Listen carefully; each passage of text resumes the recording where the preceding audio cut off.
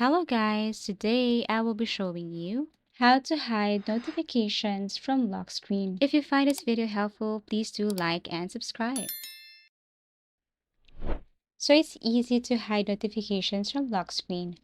First, you have to swipe down, tap on settings, and then this time you have to scroll down here and look for notifications and status. Click this one.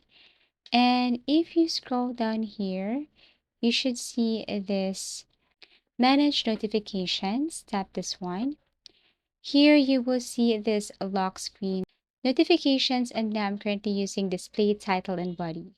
So if you want to change this one, or if you want to hide notifications from lock screen, you just have to click and you will have your options right here.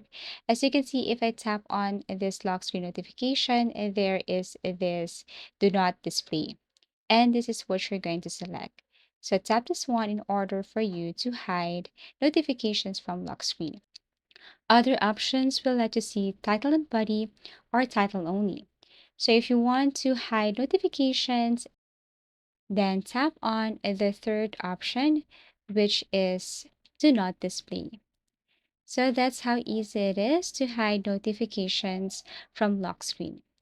Thank you so much for watching and see you again in our next video tutorials.